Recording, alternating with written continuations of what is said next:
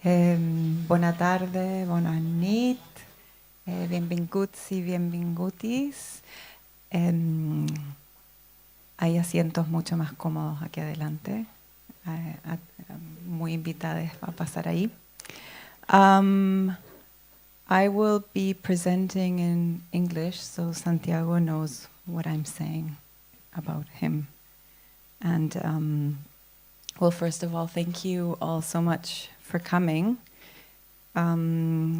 We have had the privilege of having Santiago at the PAY, the independent study program here at MACBA, for the last 2 days doing a seminar with participants. It has been amazing. We're so thankful for that. And also, I just want to say, as you all know, this space concept is solidarity.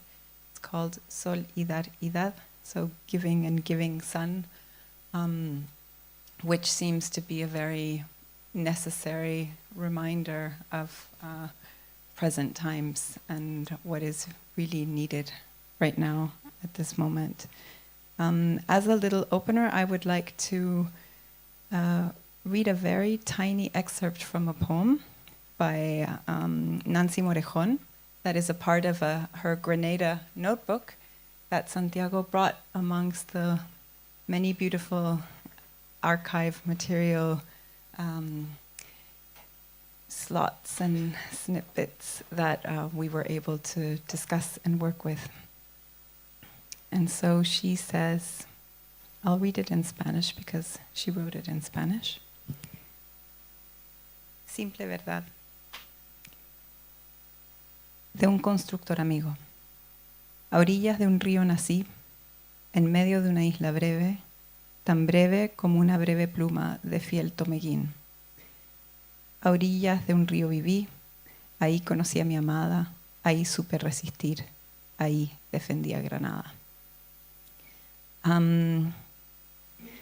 So Santiago has been, or is actually one of the artists, one of the few artists I know. There are many, but they all approach this in different ways.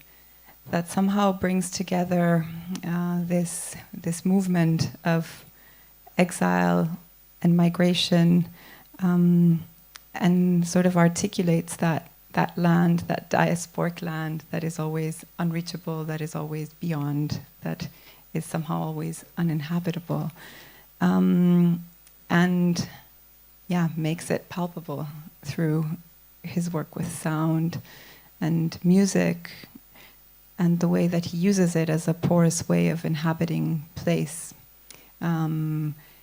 Santiago's an artist who has been moving around many places, grew up in Zimbabwe and Trinidad, and is now in Sweden, of all places.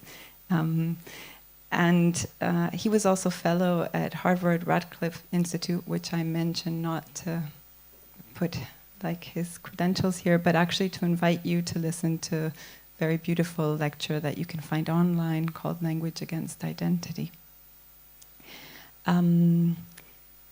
Well, today we've invited Santiago to present some of his project called Natural History on Free Grenada Radio, or Radio Free Grenada. And and I feel that this goes back to this porous way of inhabiting place, even when it's not possible to be there, specifically in histories of stolen lands, but also stolen revolutions. So I just want to thank you very much and ask you to help me thank Santiago, and invite all of you that are sitting there, if you feel comfortable, to move here, and I will get a beer and allow him to start. Thank you so much.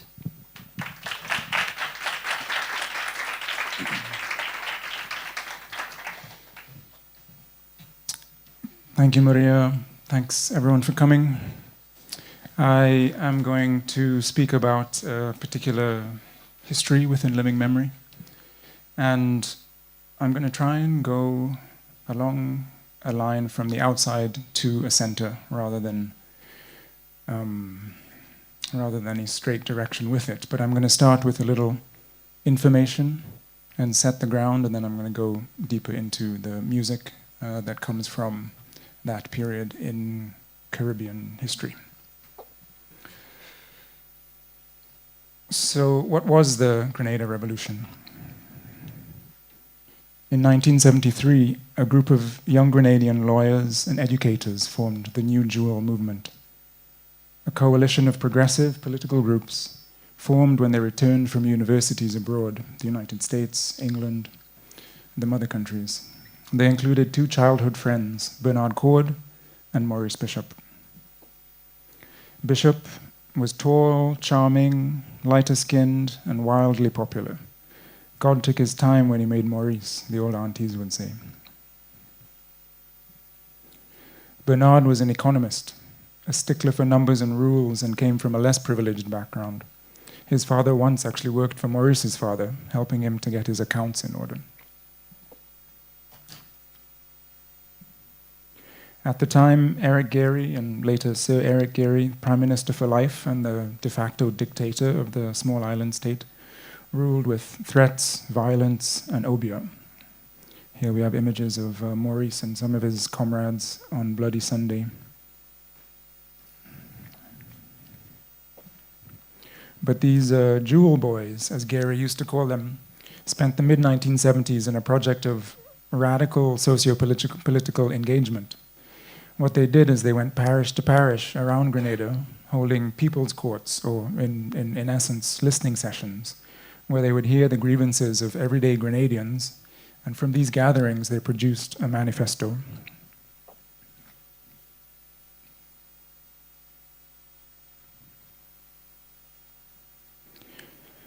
March 1979. After years as an ineffective opposition party in the local parliament, tired of being victims of Gairy's mongoose gang, and with credible evidence that Gairy was preparing to have them killed, the New Jewel Group took over the country in a popular, nearly bloodless coup. And over the next 4 years, they set about enacting the changes they had gathered in their people's courts across the country.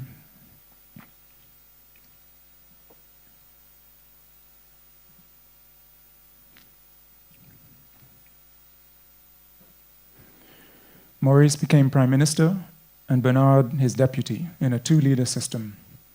How my mother would put it was, if the revolution was spirituality, then Cord was the church.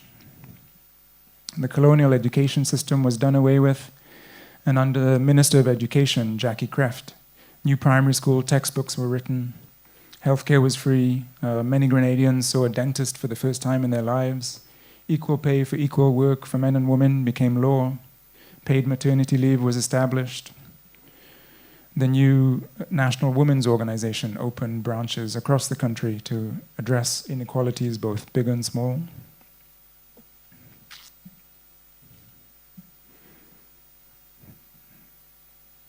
Here's Angela Davis visiting and giving a speech. This vanguard party, now called the People's Revolutionary Government, was quite versed in Marxist-Leninist thinking, but really they were more focused on local issues, on rebuilding Grenadian society from the ground up, and doing away with the oppressive legacies of the colonial system.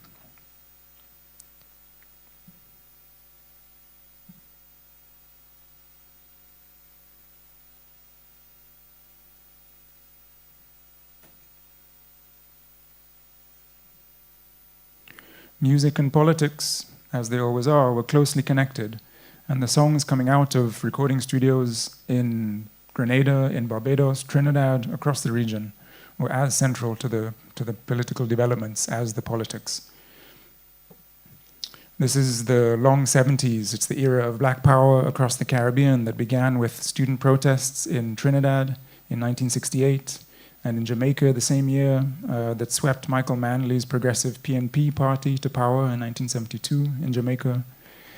It's the chaos of Michael X and his commune in Trinidad, all kind of within this broader decade of progressive and radical foment across the region. And in Grenada, a song called The Message by Neville Martin, actually a Jamaican song, became a kind of anthem in the run-up to the revolution. So this is what you would hear, blasting out of shops, cars that they had, all sorts of things. One of the most popular songs in that era. And this is actually a clip from not so long ago, but this is a Jamaican politician who's kind of reminiscing about this track, which was such an important track in Jamaica and in Grenada in the 1970s.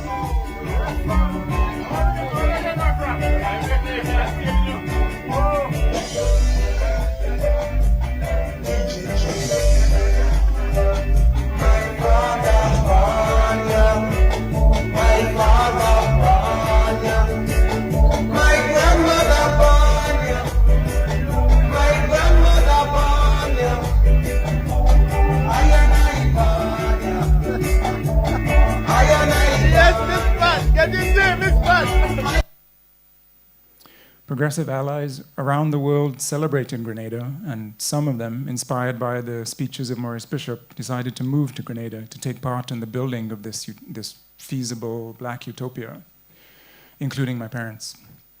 Here's a clip from a speech that Maurice Bishop gave in 1983 in New York at Hunter College.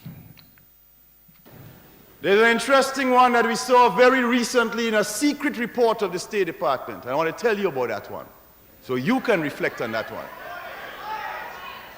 That secret report made this point, that Grenada is different to Cuba and Nicaragua, and the Grenada Revolution is in one sense even worse, I'm using their language, than the Cuban and Nicaraguan revolutions, because the people of Grenada and the leadership of Grenada speaks English and therefore can communicate directly to the people of the United States.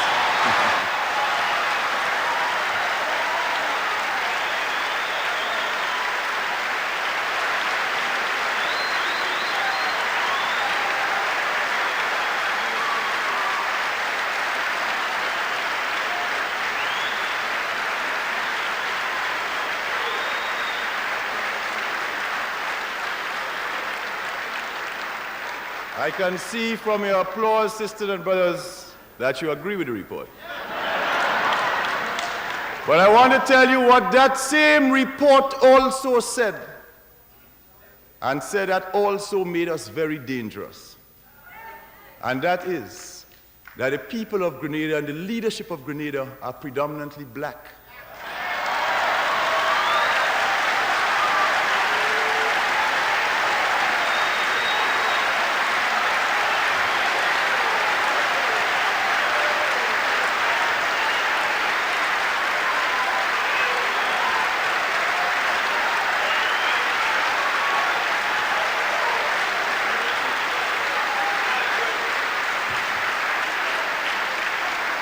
They said that 95% of our population is black, and they had a correct statistic.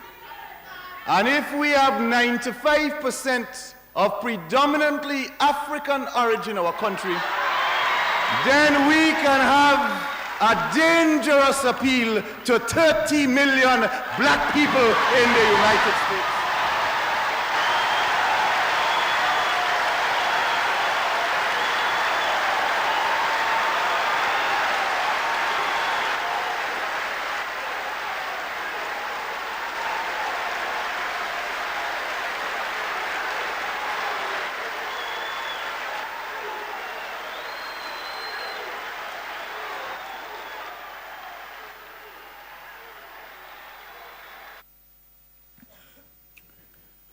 My mother, an artist, taught at the local boys' school in St. George's, Grenada, GBSS. And my father, a musician, worked at Radio Free Grenada, the national radio station. The station has been off the air for about 43 years now, since 1983. But if you can help me in focusing in tonight, I want to see if we can try and tune back into Radio Free Grenada.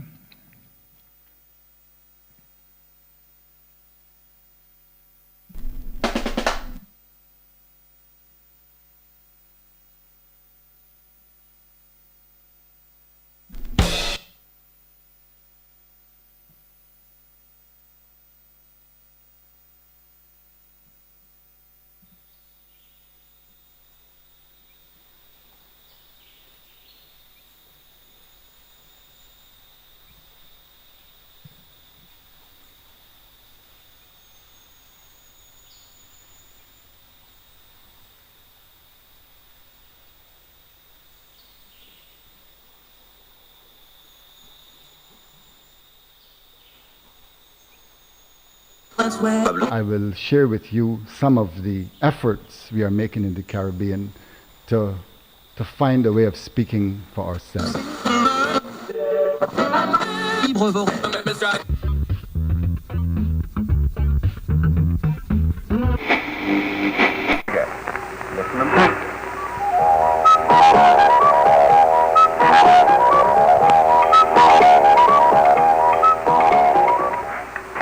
You have been listening to another in the series of programs English Examines. These programs are presented to assist GCE O-level students and CXC students who will be sitting the English language exam. Listen tomorrow at 6:15 for another in the series.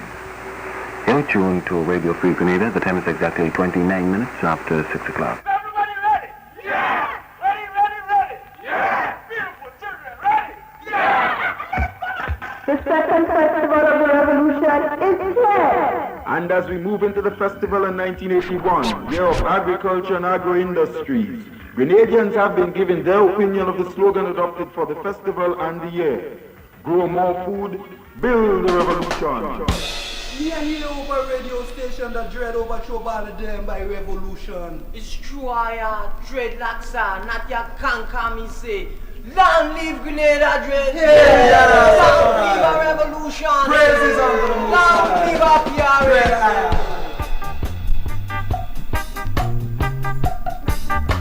Oh yeah. Natty canker, me tell you, I say. Oh yeah. A long time never seen Natty dread so happy. A long time never seen Natty dread so gay. Babylon fall, Natty dreadlocks are free of a country. One a man gone, Natty dread in a PRA. Natty flying high, so high. Natty flying high, jumping up a giant. Natty high. Natty dreadlocks jump up and say, the Rastafari, yeah. Oh yeah, I tell you it's a long time never seen Natty dread so happy. No way, and it's a long time never seen Natty dreadlocks so gay. Me tell you, the Babylon fall, Natty dreadlocks are free of a country. One a man gone, Natty dread in a PRA. Babylon a burn, Babylon a burn. Fire me, I say him a run. The body man a run, but him not gonna get away. No way, dreadlocks say. Not the dreadlocks a conquer. Oh yeah.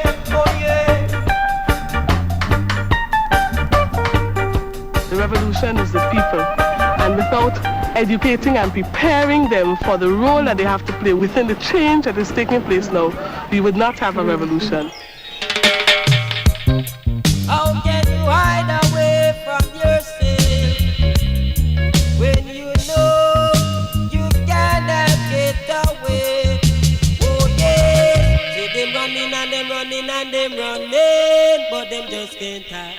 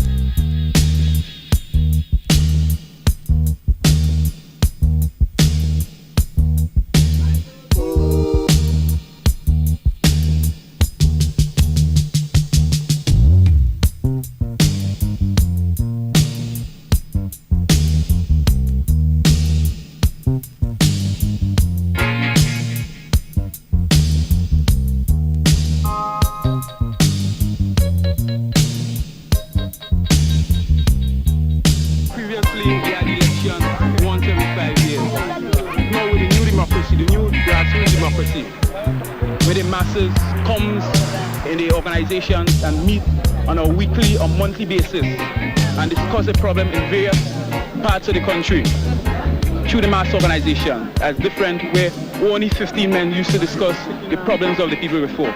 Comrades are in favor of the rules as they are presented, and comrades vote using the credential cards, right? Comrades are against, any against, they show by raise of hand using the credential cards. With the new democracy, the grassroots democracy, everybody will discuss the problems of the country through the mass organizations, in the various groups in the villages, and then on the parish level and nationally. Our people have rejected the 5-year Westminster-style democracy because we don't have to wait 5 years to say what we want as a people. We get it every day. We get the opportunity every day. And next thing again, the zonal council meeting. We never had that under Gary dictatorship, right? But now that we have it under this government, you could go in, tell them, well, what you feel you want for your villages and different places, right? What you feel they should do. And they take a good at least listen to what you're saying. But under the Gary dictatorship, we never had that. Gary see and he's all, when he say this, that go on, right? So I feel we're going forward. I feel we're moving. In a way, it seems as if our whole life, or people, or culture, or being made to be shipped away to the metropolitan countries. In that whole process of shipping ourselves away, we have been underdeveloped. We have been consciously underdeveloped, if you can call it that way.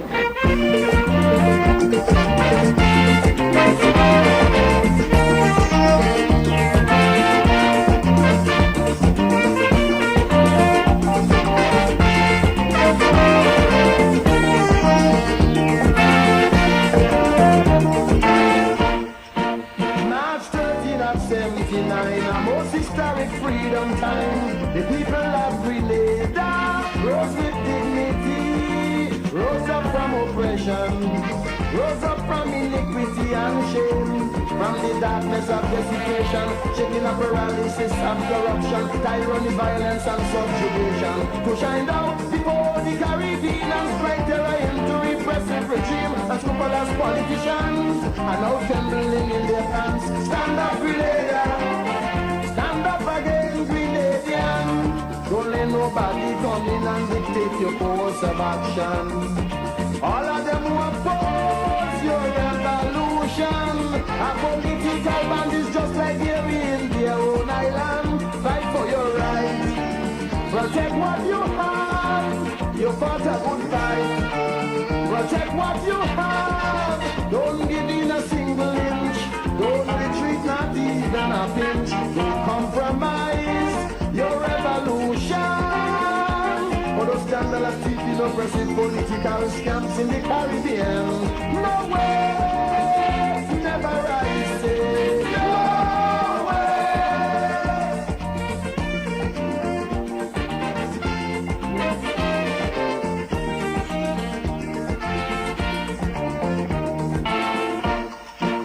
Some talk of legality, constitutionality, but only to expose the hypocrisy. But if you examine the state of affairs in their land, you will find human rights violations, total disregard for the Constitution, complex political persecution, and a wave of sanctioned violence with the blessing of legislative criminals enforced by sadistic gangs. Just like the mongoose one, stand up, Grenada, stand up against Grenadian. Don't let nobody come in and dictate your course of action. All of them who oppose your revolution and political bandits just like here in their own island. Fight for your rights, protect what you have. You fought a good fight now. Protect what you have. Don't give in a single inch. Don't retreat, not even a pinch. Don't compromise your revolution.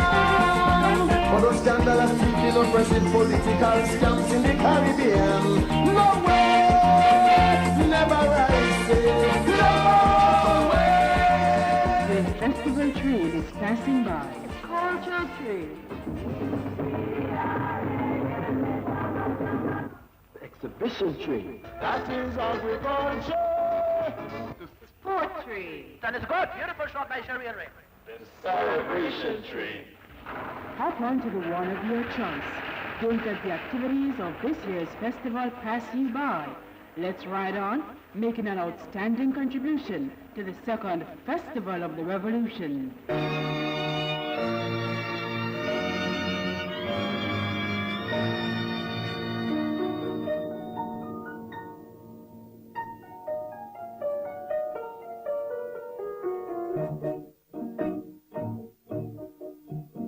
मिलते ही आंखें दिल हुआ दीवाना किसी का मिलते ही आंखें दिल हुआ दीवाना किसी का अफसाना मेरा बन गया अफसाना किसी का अफसाना मेरा बन दीवाना किसी का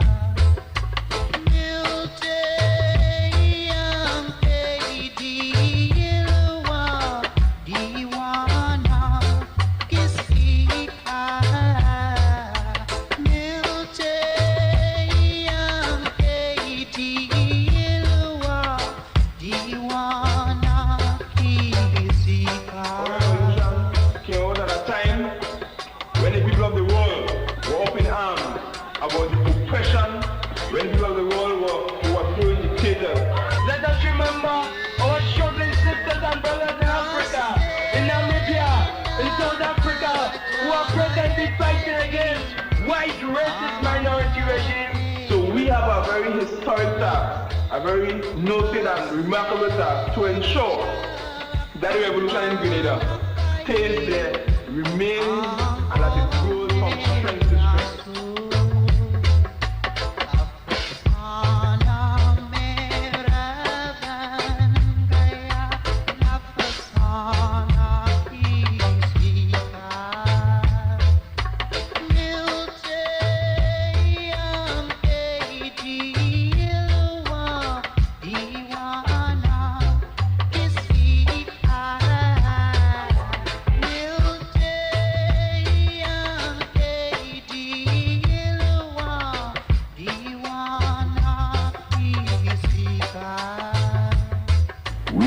Undoubtedly prefer cooperation to confrontation.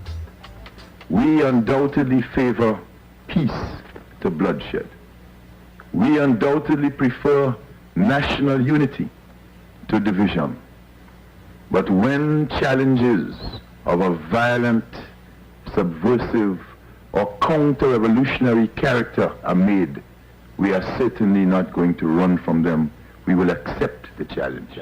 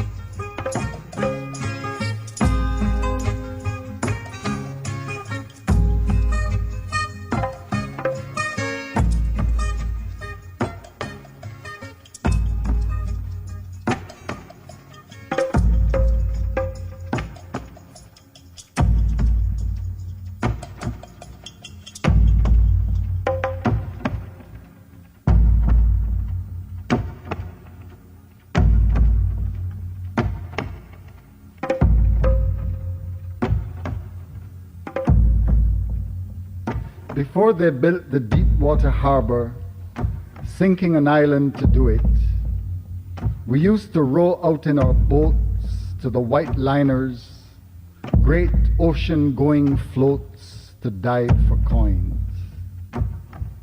Women with bracelets, men with expensive tickers on their wrists, watched us through bland sunglasses so that their blue stares never blinked.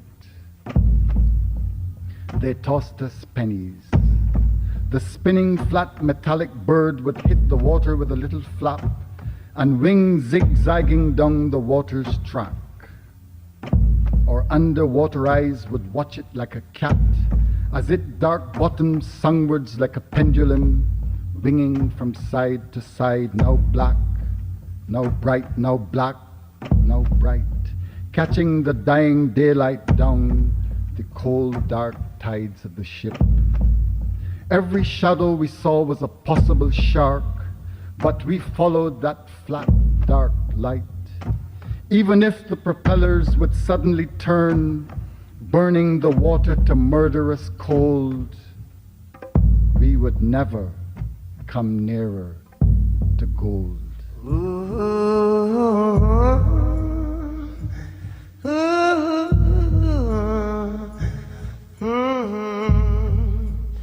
I would never give the power to a bald head.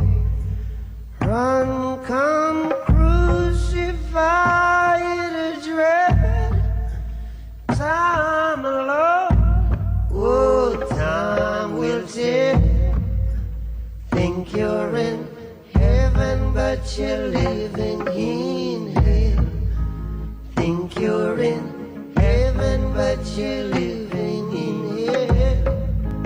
Think you're in heaven, but you're living in hell. Time alone, oh, time will tell. You think you're in heaven, but you're living in אחת וחצי ועוד חצי דקה, מלאכי חזקיה עם העדכון. שלום, תקריות יידויי אבנים סמוך למחנה הפליטים אל-פוואר שמדרום לחברון וליד קיבוץ מנרה בגבול הצפון. אין נפגעים. October 1983.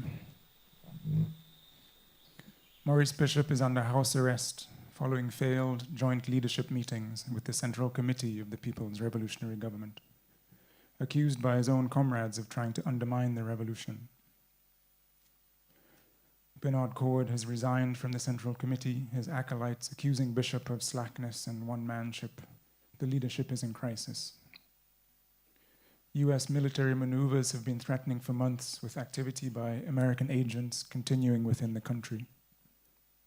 False rumors are running wild that Cord is planning to have Bishop killed, that his Jamaican wife is behind it all, as the connection between the masses of the people, deeply supportive of Bishop, and the leadership has been cut off.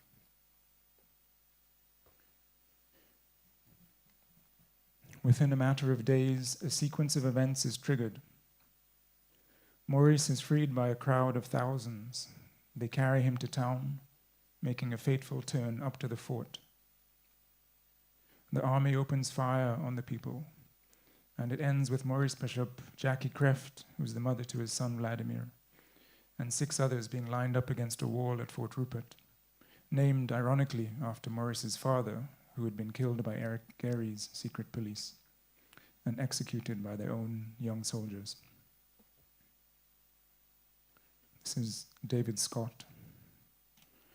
As they collided with each other in adverse conditions, emotional and physical stress, threat of imminent US invasion, economic deterioration, the participants' steadfast allegiance to their positions led to mutual suspicion and mistrust, fear and anger that only entrenched the conflict, so that each move made by either side only deepened the dilemma and made the conflict more intractable, more irreconcilable, conducting it eventually to the catastrophe that destroyed their lives and destroyed the revolution.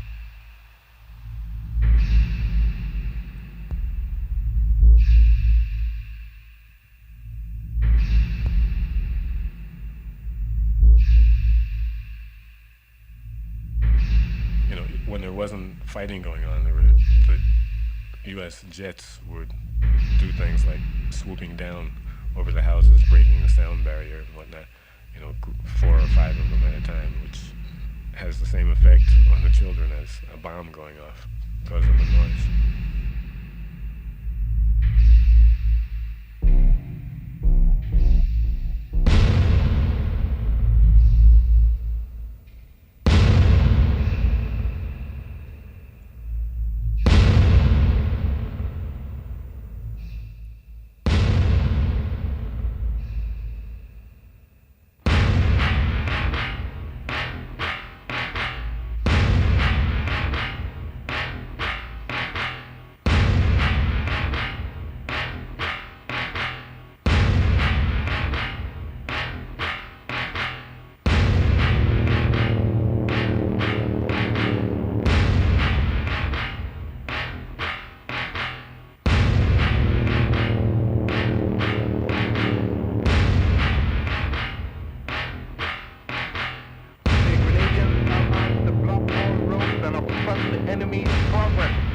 Grenadians are asked to block all roads and obstruct the enemy's progress.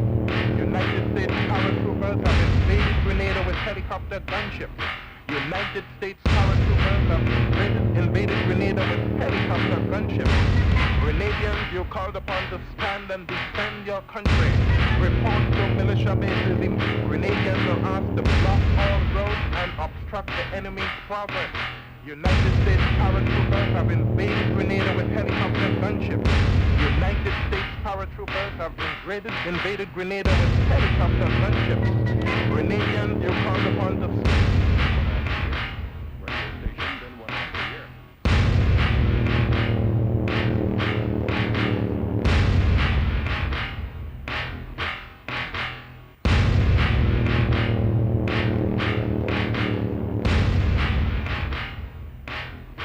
6 days later, following the executions and killings, 6,000 U.S. troops, supported by helicopter gunships, fighter aircraft, and a large naval task force from the world's most powerful nation, invaded Grenada, the smallest sovereign nation in the Western Hemisphere.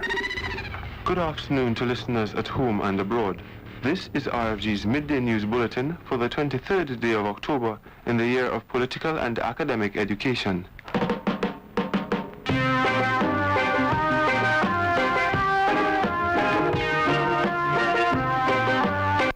Has given an interview in which she has thrown further light on Wednesday's events at Fort Rupert, which resulted in the death of 17 people.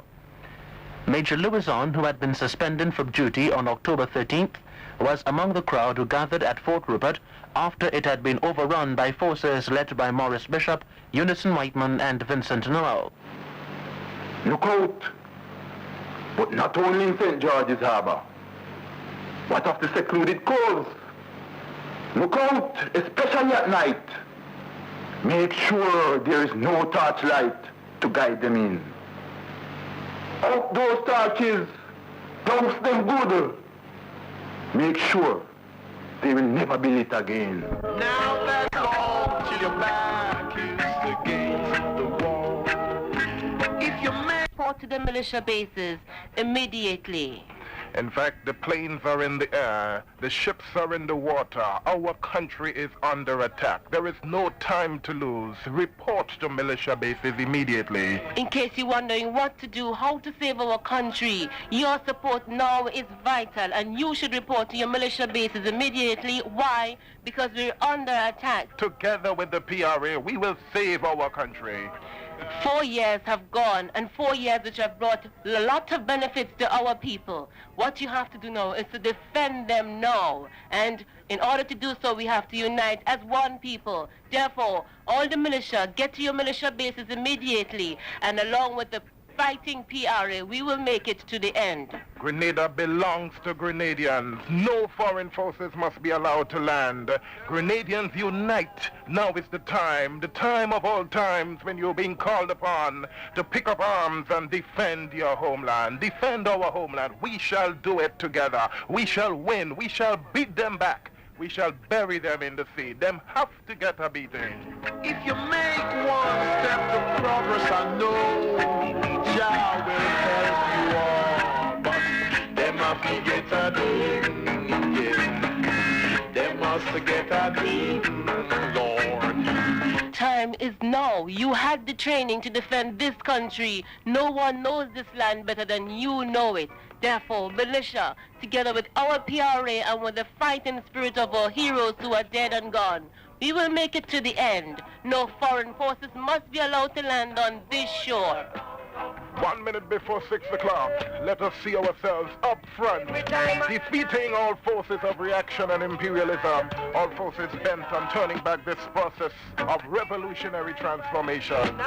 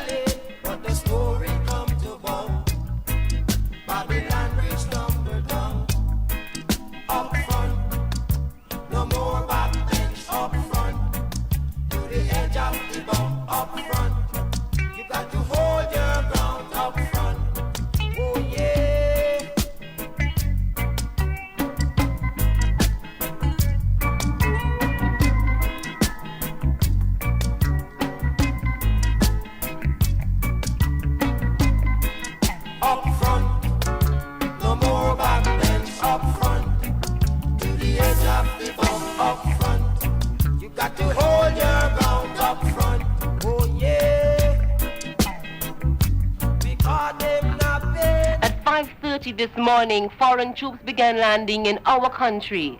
Our armed forces are engaging them in fierce battle. All Grenadians report immediately to your respective militia bases. All doctors, nurses, and medics report to the hospital immediately. Grenadians, our country is now under attack. She has the right to establish and defend democracy and upon us will be fighting me. You can't decide on governments for us. Nobody's going to decide it for us. And I want to make it very clear that there are Grenadians who are alive who must have a part to play in the future of the country, and that nobody's going to be allowed by me to run around and make decisions for our country. I am not going to put up with any overseer. Nobody's going to be installed to superintend Grenada. Nobody. I want to give you a chance to ask the questions you want to ask. I want to, before you ask the question, I've been so many different places, knowing just what I'd find here.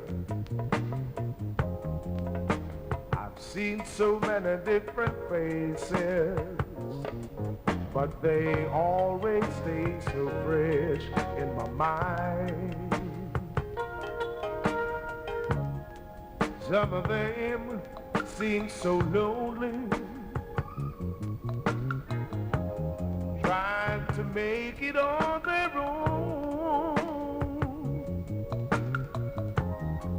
wondering where to turn to, knowing you can't make no blood out of stone. People everywhere, they just want to be free, but they find it so hard to be what they got to be. Gotta be the teachings of that society. Yeah, mother, you got the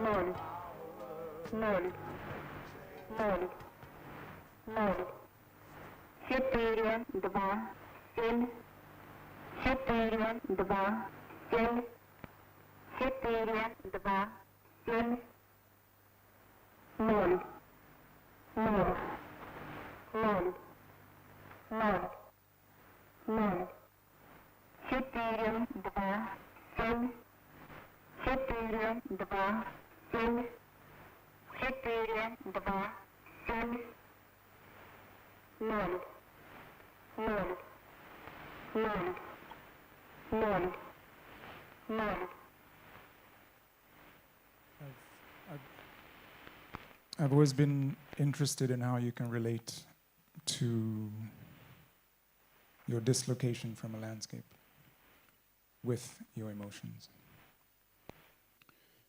The theorist Irit Rogoff writes that the moment in which loss is clearly marked and articulated is also the moment in which something else, as yet unnamed, has come into being. I see it as a process of recognition, somehow, of rethinking the gap between the self and the world, and seeing what can be made in that space between you and others, between you and old, between here and elsewhere. And it's a commitment, I think, to a kind of ecological thinking, the idea that what matters is between us, not within us. I recently visited with Bernard Cord, who now lives alone on the north coast of Jamaica. He spent 26 years in prison for his role in the killings, as did his wife Phyllis Cord and 15 other members of the leadership.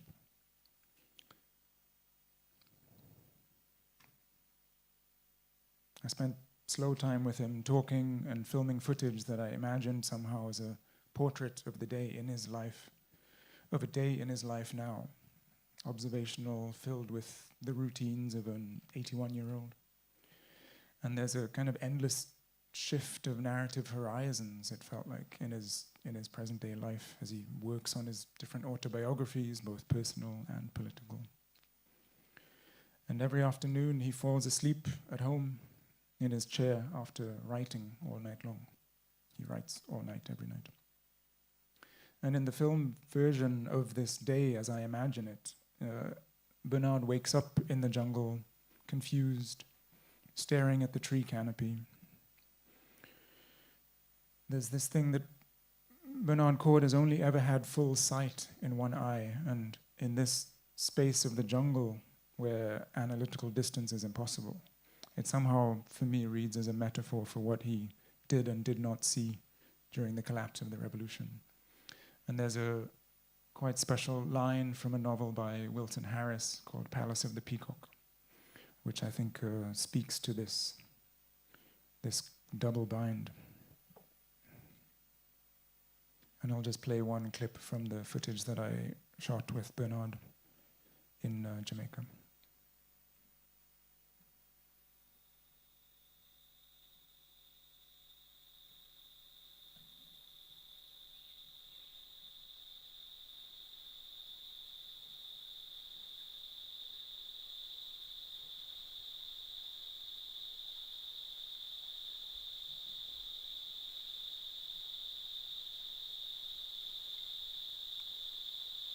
A horseman appeared on the road, coming at a breakneck stride. A shot rang out suddenly, near and yet far, as if the wind had been stretched and torn and had started coiling and running in an instant.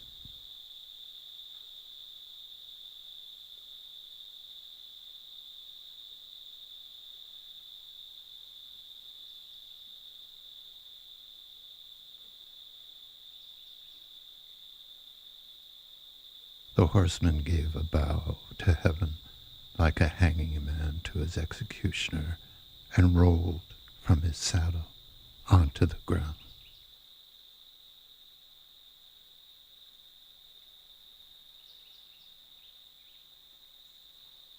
The sun blinded and ruled my living sight, but the dead man's eye remained open and obstinate and clear.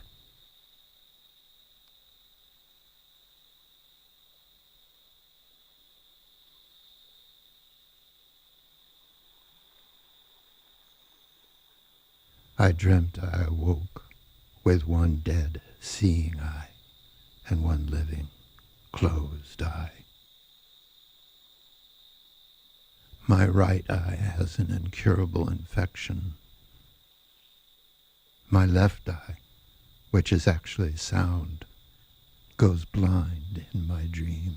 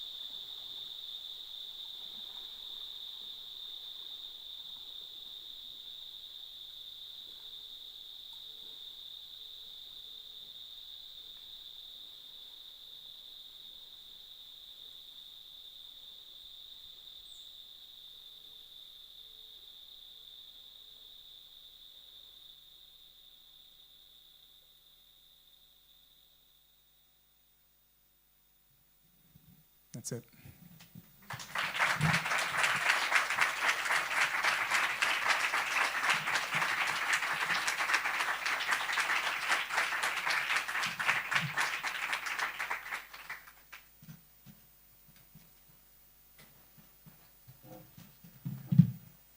Thank you so much, Santiago. I'm going to steal this while, although there's so many, they will bring one. I can lean. It's okay. Yeah. If you want, you can stand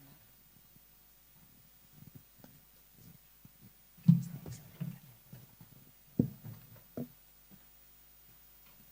We'll just give Santiago a minute to put on his translation ear. And do you want a beer? Okay. Cool. Exactly. So, pots fer preguntas en la lengua que vulguis. You can make questions in any language that you wish. And I'll give you 1 question's time to find a question if you don't have one, or a comment, or anything you would like to say. But first, thank you so much. I know you, when I invited you, I told you the story of which now you've heard like a million times, but I will tell it so everybody else hears it. I was once in Berlin, in HKW, and Paul Gilroy was giving a talk, and we all went to hear this amazing talk by Paul Gilroy that was going to have a dialogue with music. And he was so furious because the Germans told him he could only play 10 seconds of every song.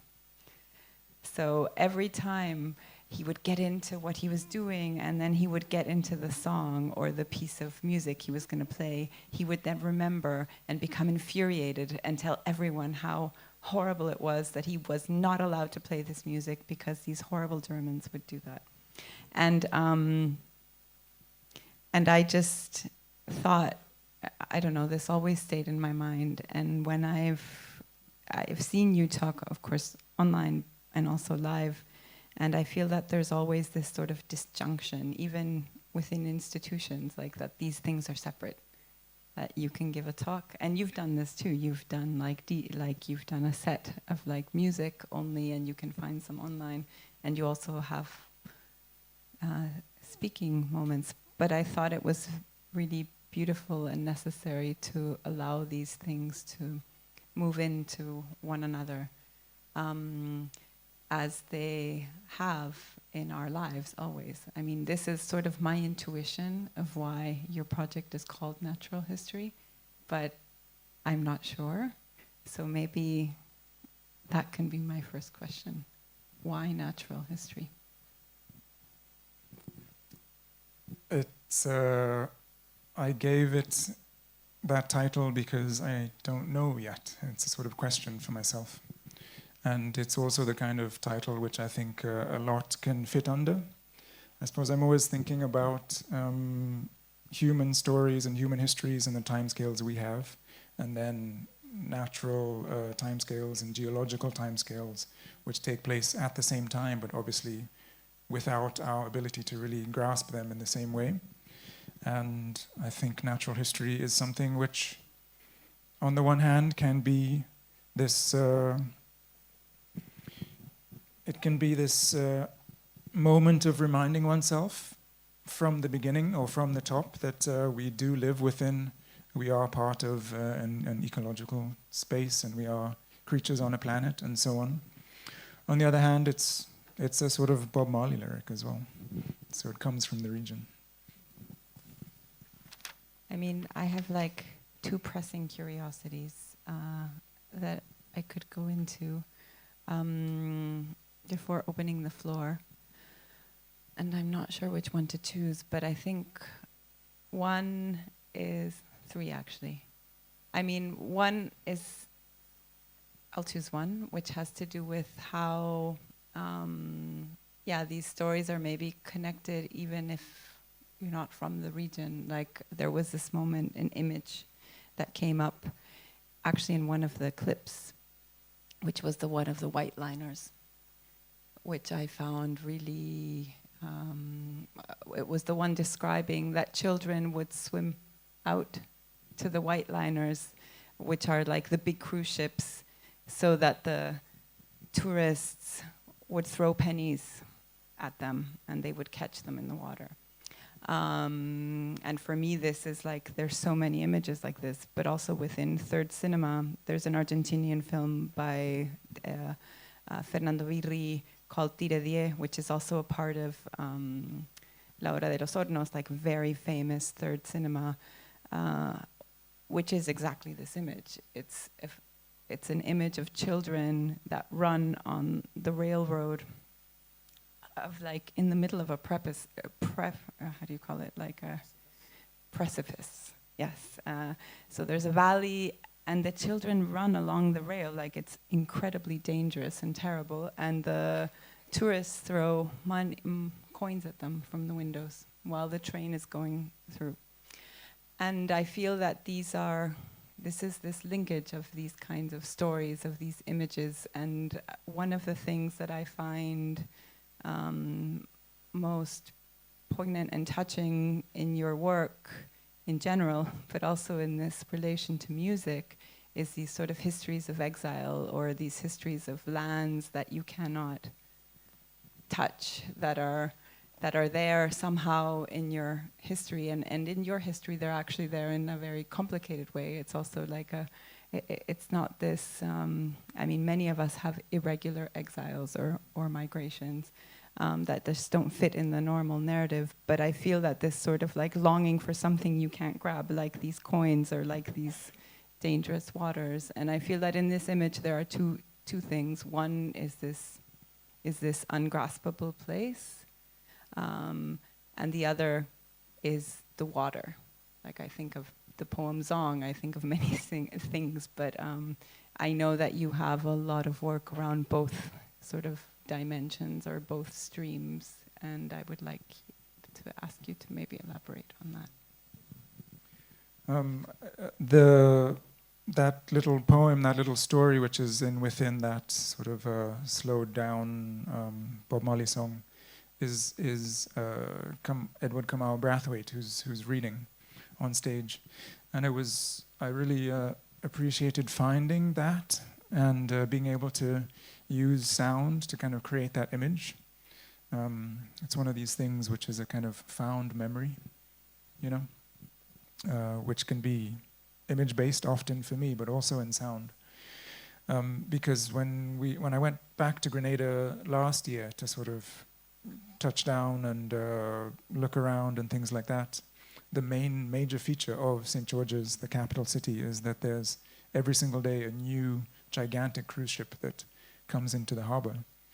And it's such a shocking and quite a blunt sort of image and contrast between this hilly little capital city, which actually has quite steep sort of mountains and hills all around it, and then a ship which is always just clearly higher than everything else. It's sort of taller than the tallest hill in the city. And I would go every morning and film the cruise ships coming in and film them going out, and my son would be walking along the rocks and things like that. But thinking about music and thinking about sound and listening to different types of stories and sort of thinking about oral traditions, then when this piece of storytelling came up, that kind of created the image in a more profound way than maybe the images that I had made, the visual images I had made of that phenomena.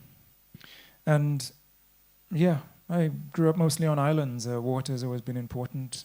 It's historically important, obviously, the Black Atlantic and all of that.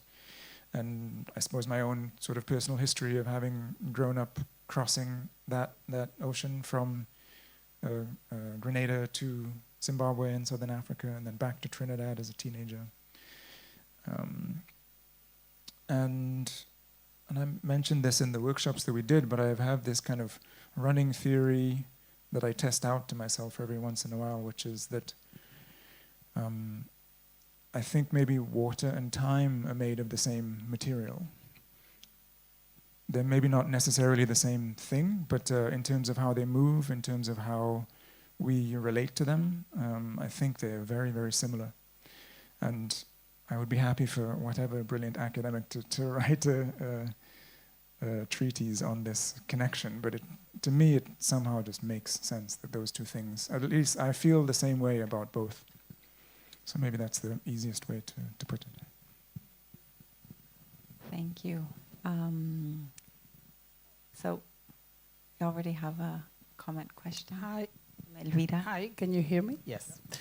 Hi, everyone. Hi, Santiago. Thank you very much for this wonder. In fact, you know, Maria asked you many things, and you had said so many things that somehow were linked to my comment question. So then I'm going to change completely. But I want to talk about, my question was related to the history of the voices we engage with, because of course music is critical, but also the sound of the radio and the capacity of it to connect everyone into the act, to act in freedom, but also to understand that there is a sense of the revolution to get lost in the making of such an attempt, which in a way also then connects you with the actual history, not only the natural history, and the connections between all those other Commonwealth stories about resilience of a certain, I was thinking in my head, I was vibrating with this idea of the protect what you have, right? And the fragility of time there, like it's so similar to the ones here. And I was posting these to Instagram. Sorry for this moment of indulge me, please. And then I received a message from a friend and a colleague from Chile saying, and I say, I sent these. She said, "Oh, Mara, wonderful, not to hear Santiago and to hear this music." And she's like, "We're waiting for the right-wing government to come." No? So, and at that time, then, the voices about this is the time to fight. This is the nature of these voices, which for you also have been so personal, right? Like, And in a way, I have something about that entirely, which bring together a different understanding of history making that I love for you to elaborate. But also, on the other hand, I want to talk about the materiality that you have presented us here with, which also, to me, it's about the history that perhaps you are pursuing in terms of the montage, right? Like the taking us to those times, but also very intrigued of the image moving around your desk while you're recording, and this snake that is both at that time and is also a memory of a consciousness of the fragility or the vulnerability of a regime that is pursuing the change, no? And then the voices of these first attempt to say, you know, we're capable to, it's not only about Granada anymore, it's about all the people that can get liberated from this. So I feel like there is something that I don't know, there's maybe the same connection you made with time and water I'm making with history and montage and the capacity resilient that we need to have as a community as well to fight for, as it happening in Chile, that could happen in Spain, no? To be waiting for a regime to change. And I wonder how that feels entirely when you have been educated, for better or for worse, in a context that was always prone to that call to action, if that made any sense whatsoever. Can you say the last part again? Always prone to? Call to action. Call to action. Well, at least the feeling like, you know, I would try to imagine what that will mean to live with somebody that has that energy, you know, that voice, you know, the radio as a constant echo in a way, you know, both in terms of the experience that you could have lived in relation to the country, but also your immediate space, what had generated your practice or what have fed your practice into what it is today. Thanks for the question. Questions. I can start by talking about small places. I guess I grew up in minor places, let's say, which were somehow connected to larger empires in the world. And I owe a lot to the educators and the teachers who made it so that when we learnt our histories there, we were made to feel not so small after all, actually. And I think in the case of Grenada, I mean, it's a funny thing because I have a sort of embodied, physical, maybe subconscious memory of it, but I have no visual memories of it. I was a toddler when the collapse happened. But, you know, for years afterwards, I had the same nightmare over and over every single night. So it's something that I felt in a way which I didn't have language or tools to really grasp. And for me, I suppose it's a process of going all the way in as deeply as I can and going through the sort of material elements that remain of this particular history, which has affected my body so much, even though I guess it hasn't sort of produced visual memories.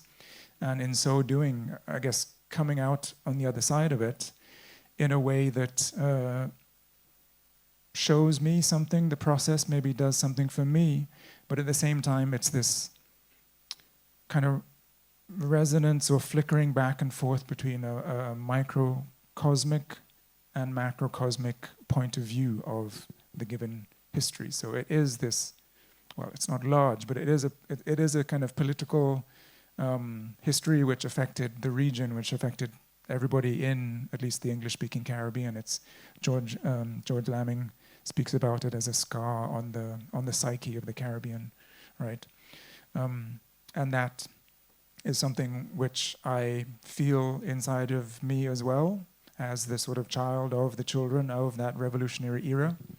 And so it's really just a kind of learning process. And to speak about materiality and texture and so on, especially when it comes to these photographs here. it was special to make this shot. So these are photographs that were taken by the US military when they invaded as kind of proof of why they needed to invade. You know, they made up these excuses that the Cubans, the Russians, etc. And I got access to these images when I was at Radcliffe last year and made prints of them and then created this long table filled with sand and then laid out the photographs. And it's my hands who are laying them out, and it's something was very peculiar about creating this shot and then sort of handling these images, which I don't recognize. I didn't take them. I've never seen them before, but I have within me this kind of percussive sound, as you heard my dad speaking in the set earlier about that they would swoop down with planes to kind of create these concussive shocks, which are as terrible as a bomb to small children. So yeah, I guess it's a process. I guess everything in terms of how I'm going, I'm kind of reaching in the dark in a way, and as things come up, and I put them with something else, and I take one image, take one story. I suppose I'm sorry, I'm rambling, but it was a rambling question. I'm going to give you a rambling answer. Again about time. You know, earlier in my adult life, I've read a lot of Sebald and have been very inspired by his way of relating to history, even though his historical geography his historical anchors are different to mine. But he has this idea of imagining history as a line of moments all lined up one next to each other. And that I think what I do quite often when I'm working is I take one of those moments and I lift it up out of the line of history, and I take another moment and I lift that up, and then I just hold them up next to each other and see how they tessellate, basically, and then put them back in. And I think that's kind of the core gesture of the process.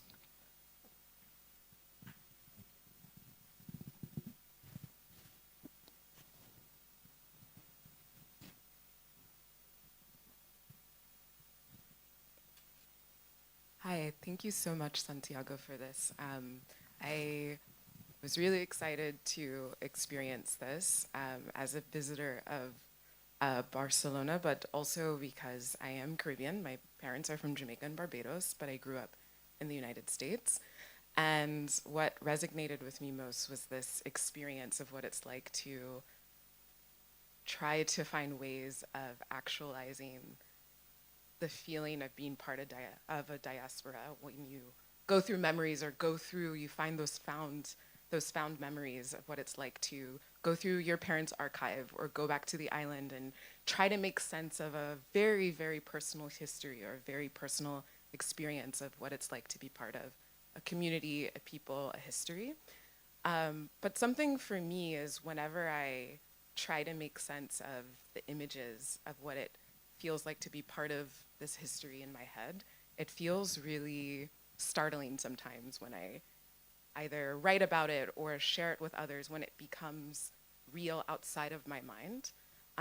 So I'm curious to know what it's like for you to have this experience of like actualizing what it's like to be part of like the stories that you have come to make your own or actually are part of a bigger community, like what it's like to actually share something so personal with others, but then also to make what feels sometimes really abstract, very real, and like the act of vulnerability and sharing that real thing with others who might relate to this history from a different perspective or might be learning about it for the first time. Just, what's that act of creation and vulnerability like? Thank you for the question. I mean, it's just that. It is a kind of daring to be vulnerable, and I mean, maybe not so much here, but just in the process of going through a lot of these sounds and a lot of these images, and writing about these things. You know, emotions come up, and and they come up completely unexpectedly. It's sort of like a sudden rain shower of where I'll be. Earlier today I was listening to this, the one track with this kind of percussive metallic beat that repeats. I just started crying, just because I was hearing that and I was thinking about the invasion and the helicopters and da-da-da-da-da. And that connection is something, I guess that's something which went past my conscious mind, because I can sit here and I can analyze, and I'm a child of post-Enlightenment education systems. I can make sense with words of smart things. I can define and whatnot. But then when it comes to images are good at sort of bringing things together, whereas words are maybe better kind of defining and clarifying. But then sound, sound goes past everything and gets in there. Sometimes I feel like you can measure all creative output on a scale from like 0 to black music, basically. And you don't maybe necessarily always want to kind of be at that euphoric peak or all the time. But yeah, just a long-winded answer to say that it's a difficult process and it's a lot to go through. And it's hopefully something which resonates for others as I'm kind of holding on always to this back and forth between personal history and these kind of like wider historical events. And just to make a note about diaspora, I do feel like I do belong to a diaspora, but sometimes I also test this other theory, which is that I belong to an American diaspora. I was born in the United States. My parents left to find a better life when I was 5 months old, so I didn't grow up there. And they moved to the Caribbean, and then eventually my mother moved with me to Southern Africa. And so my kind of cultural experiences, the things I heard, the tastes, everything, the things which you get, the kind of core layers when you're a child, come from, I was never a minority, they come from these places. And then it's kind of later in life when I've had experiences of being in the West, in the United States for university and things like that. But I came as a foreigner, even though I was born there. And the same works the other way. When I've revisited Zimbabwe, I remember the first time I went back since I was a child was sort of 20 years after we had left. And I got off the bus and, I stepped onto the ground, and it's this dirty, really red, clay-colored earth, very much in Harare. And I was just hit with the sensation of, this is... I remembered everything, the sounds, I remembered the colors, all these kinds of things. And then these little kids pointed at me and just saying, white man, and I realized it's not my place at all. So here's this place where I feel so at home, where I'm a complete stranger. Like I don't speak the language anymore. I'm not from there. Nothing of that place is mine, and yet I feel connected to it. And that's a complete double bind, because it goes in both directions for me. And yeah, something for me to keep kind of navigating, I suppose.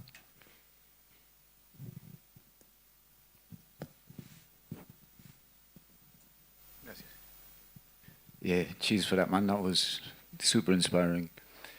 Just to carry on for what you were saying now, for different reasons perhaps, obviously different stories, whatever. My mother is Colombian, my father is Welsh. I was born in Guatemala, spent time as a child in New Jersey in the States. Then most of my life grown up in Venezuela, between Venezuela and the UK, and now obviously Barcelona. I feel very, not so much about the work that you played, which we can talk about in a bit, but to this kind of idea of, being from all places and from no place in some way. And how for me as a musician as well, sound is the guiding, it's the thing that guides and can help me return to those origins, In my mind, I guess images somehow fade over time. But in my mind anyway, and perhaps in yours likewise, sounds seem to resonate, constantly. And it's that thing as well. I think about, sonic memory, and how like people with severe Alzheimer's, for example, you'll play them a song from a period in their life and they'll get up and dance. They know the words, they know the lyrics, and how, I find it very interesting as well, obviously your personal connection to that material. You said now your father's voice in that recording from the radio. So yeah, just thank you for that. It kind of it helps me to understand my sort of experience and connection to sound and music. Sort of confirms that connection. And simply from a very sort of basic sort of technical standpoint, I was sort of writing notes and like trying to catch the lyrics in the tunes to then ask you like, yo, what was that one? First, the Wailers' Time Will Tell, mega dubbed out, everything disappears except the Nyabingi drums, whatever. Where'd that come from? That's on the soundtrack to, what's the film called? It's a Jamaican film from the 70s. With what's his name, Wally Badarou, and he's got the what's it called? It was a Jamaican production. Yeah, I mean probably Jamaican British. Yeah. You know what I mean? Sure, yeah. With Wally Badarou. Wow. I'm going to look it up right now. Nice. And there were a few others that maybe I can ask you about later. And also in terms of like. Something I was curious about was the audio material is already so powerful and expresses so much. I guess in that there's an issue perhaps with like, I was thinking about maybe some of the people in the room who aren't fluent in English, or their experience of like listening to Caribbean voices, for example, and the accents might be more difficult to capture. So perhaps then the use of images as a way of support, like kind of supporting that or giving that a background somehow, I think is highly useful. But then what do you feel, or why do you feel the need to involve images in a situation that speaks of sound or radio or the transmission of sound through airwaves and creating a sort of sonic experience or a listening experience, no? Because, for example, I don't know, I imagine you're familiar with the work of Edward George. There is, and he's completely against the use of images in his presentations, in the sense that perhaps it might distract from the listening experience, no? Which is what happens, in live performances where, you have visuals behind the artist playing and you come on, get it, it's easy to lose the focus somehow.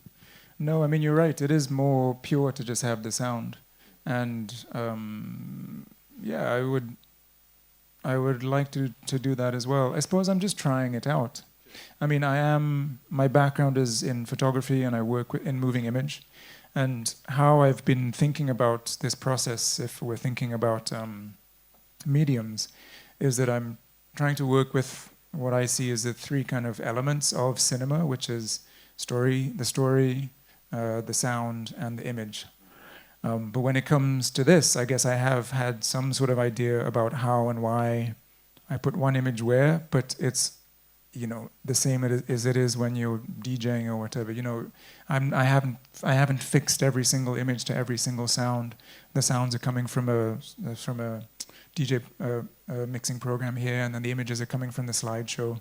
And so I'm curious to see what kind of response you get as much as anyone else in the audience from this combination of image and sound. But yeah, Abbas Kiarostami, the Iranian director whose work I really appreciate, said, kind of, I suppose half jokingly, but he says what he does is he he records sound.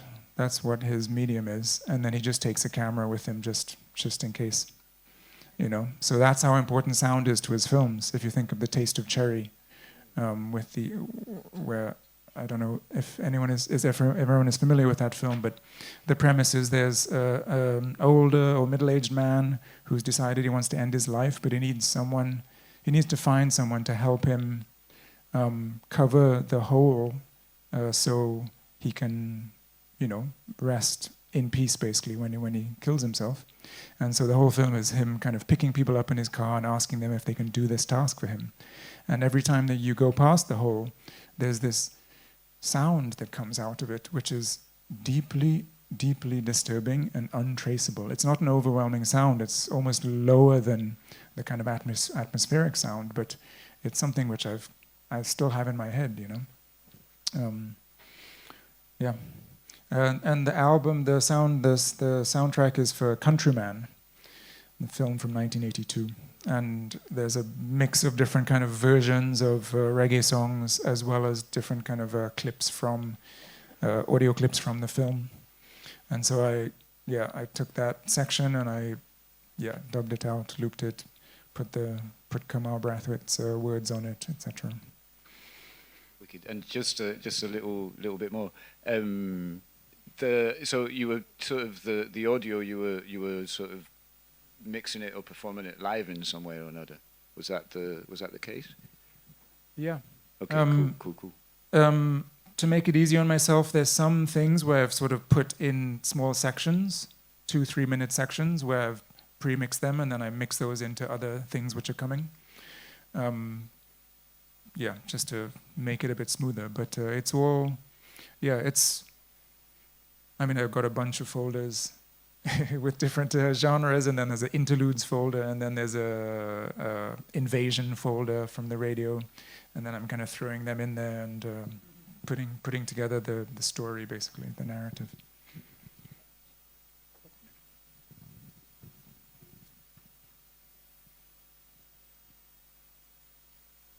Thank you very much for sharing. It was a really, really great. I wrote my notes down on my phone, so I have a quick little question for you.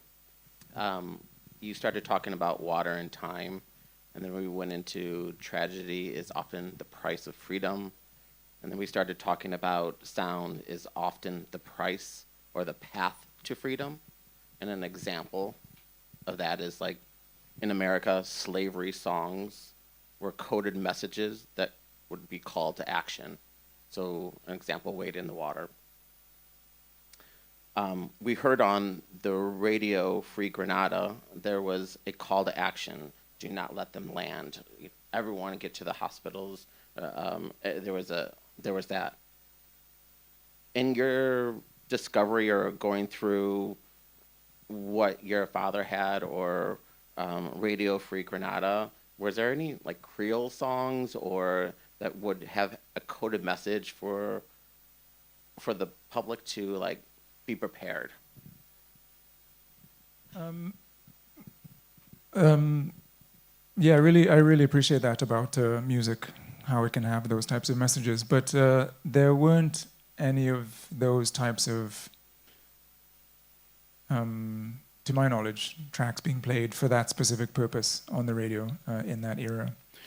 In other versions of this, I have played traditional music from Carriacou, which is one of the smaller islands, which is part of the same nation state as Grenada. But it didn't. I didn't get to it today, really. But those songs are really kind of based on rhythm, and they have a very direct connection back to the parts of Africa that people were brought from to Grenada. But it's it's a funny moment. It's like not the coolest moment for reggae music anyway, the early 80s, you know what I mean? You've got the kind of core reggae era of the 70s, and then the 80s get kind of pop reggae. But it's before dancehall really is born, which really is like the youth's music. So it's a weird, I don't know, to me feels like interstitial period in the kind of evolution of music over the Caribbean.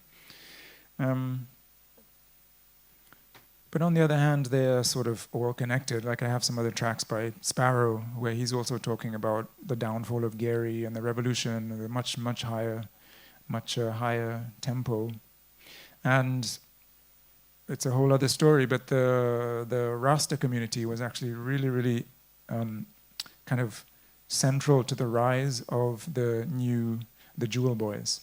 So you had these different types of cultural communities. You had the working class Grenadians, who were the vast majority, who supported Eric Gary, who was previously a kind of union leader, but stayed in power for a quarter century, and then just became really like a dictator. And then you had these educated young lawyers, economists who had been educated abroad, came home and they'd listened to and read everything that was going on in the independence movements in Africa, and they were really kind of hyped up on Marxist Leninism and so on and so forth. And you had the Rasta community, which lived in the northwest of Grenada, and there was all sorts of different ways that they kind of tried to help each other out. The Rastas believed in what these sort of squares were doing, these bald heads were doing down in the capital in St. George's. But then, sort of unfortunately, when they came to power, there was a shift, and then the Rastas were ostracized, basically, and some of them were actually imprisoned. All of it reaches back to, Marinage and the formerly enslaved people who went up into the hills to kind of start their own small farms and live life off the plantation. But it's all connected, and I guess there's no specific coded music that I know of which was put onto the radio during the invasion. And I should say, because maybe I misunderstood, but it sounded like, just to clarify, that the person who's yelling, "Get to your militia places," that's not my dad. That's a different kind of radio DJ who's on the radio. But there is a moment where it's his voice speaking about the planes swooping down and so on.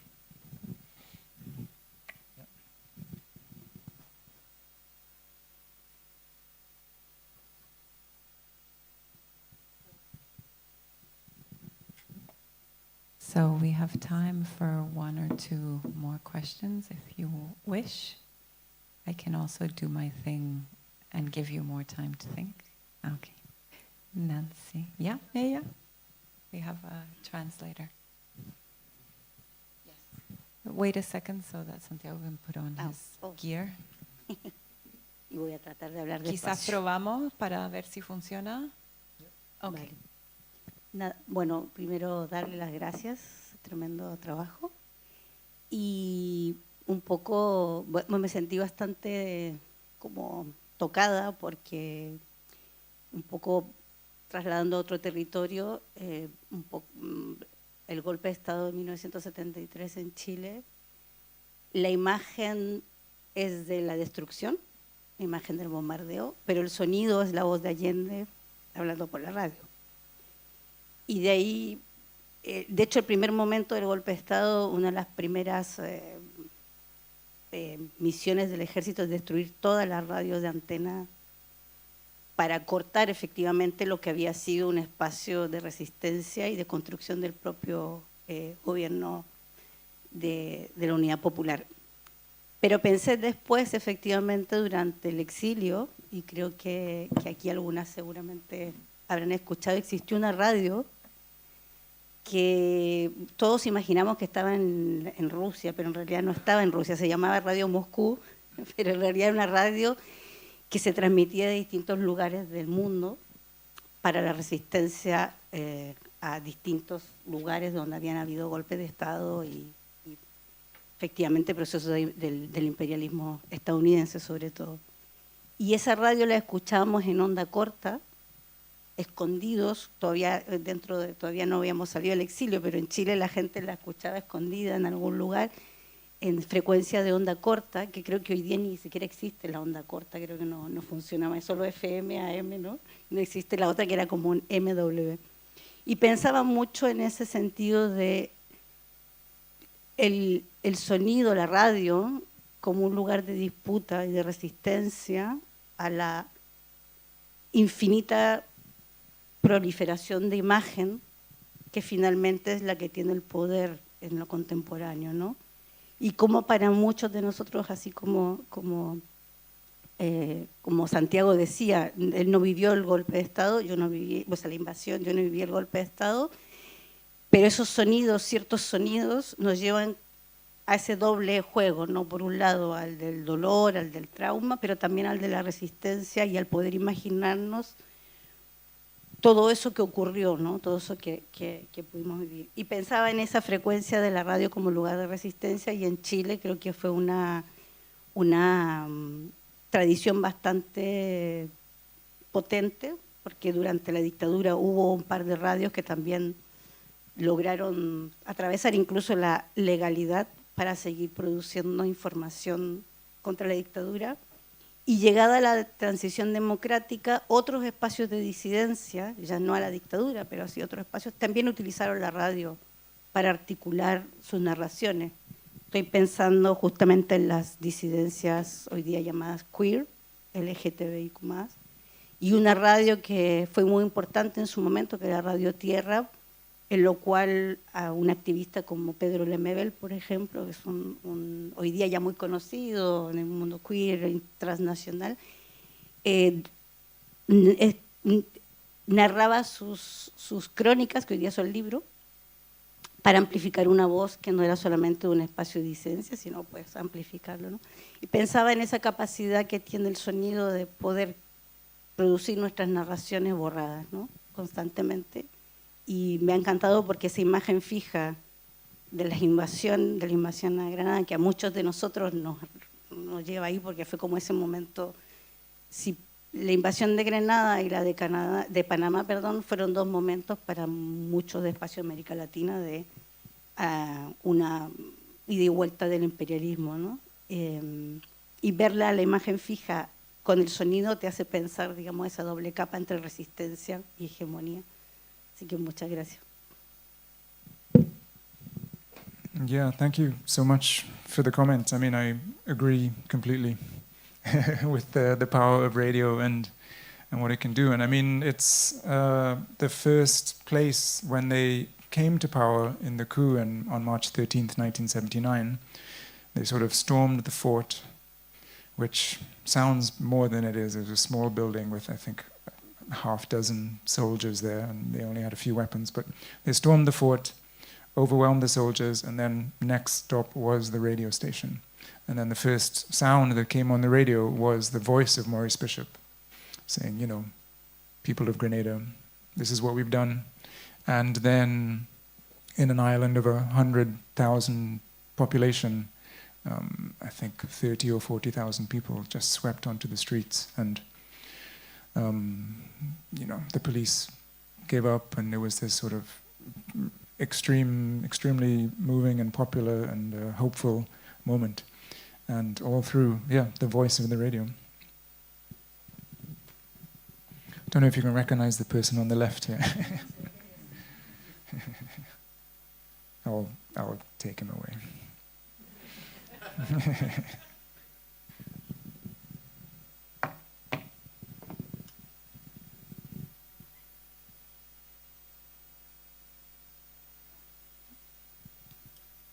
I don't mind the silence.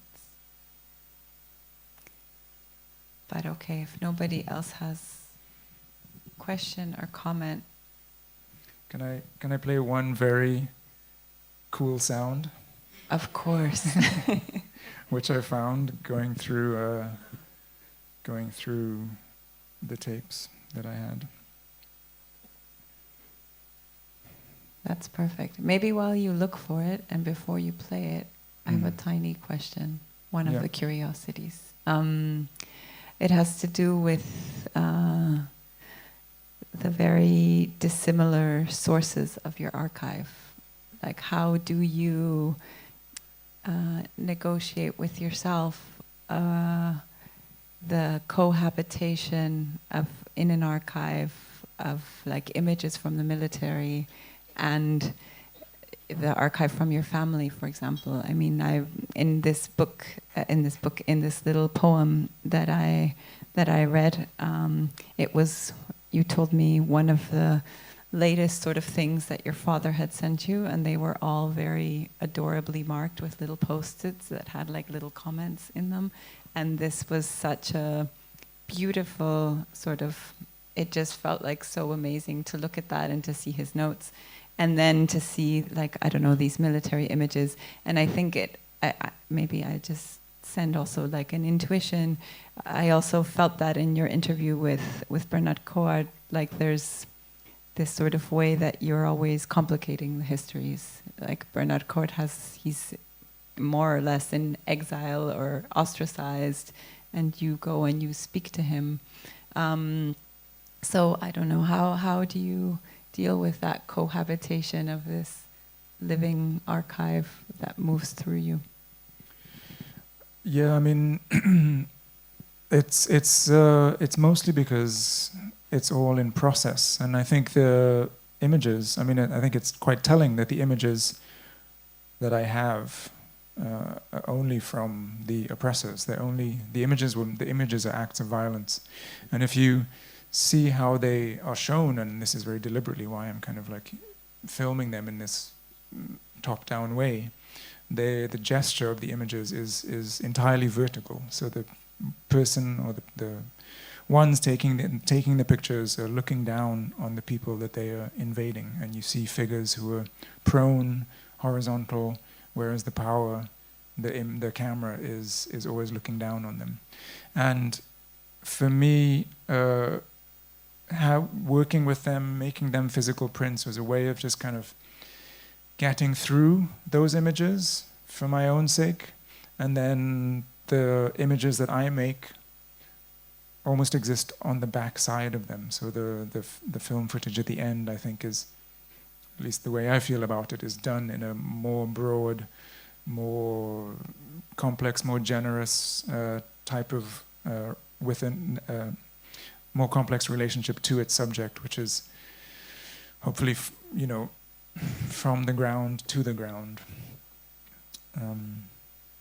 Yeah, but it's very tricky. I think a lot about images, and I mean, as I mentioned, my background is in photography, but I gave up taking pictures because I stopped believing in what they could do for many, many years, and I've kind of backed my way into working with them again kind of later on in my practice. Okay, you guys want to hear this?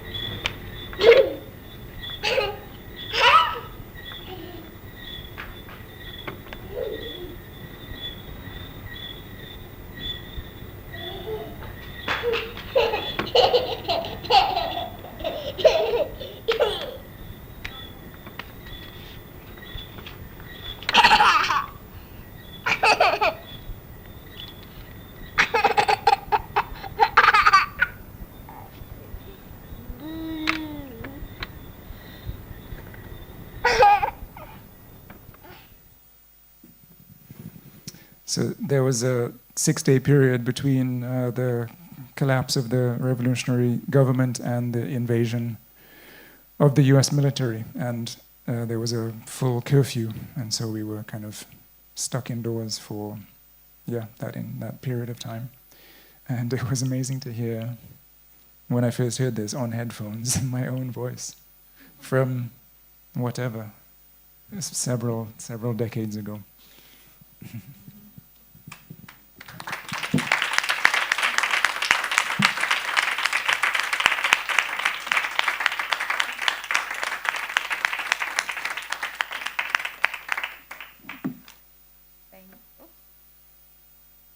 Thank you, Santiago. I'm Maria. I'm the director of the Independent Study Program here at MACBA. I'd like to thank our technicians, Albert, Kim, and Neil, our regidor, and also Silvia and Adria, who were so graciously translating for us. and the team of Bay, Cristina and Ingrid, also Nancy, who's on our Comité Pedagógico, as well as Elvira Diangani Ose, hiding by the window, our wonderful sister director of this institution, and also curator of the most amazing Pan-African show. And above all, well, thank you all for being here, and thank you, Santiago, for sharing with us.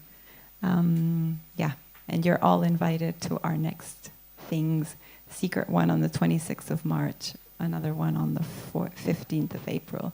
Save the date, and thank you all.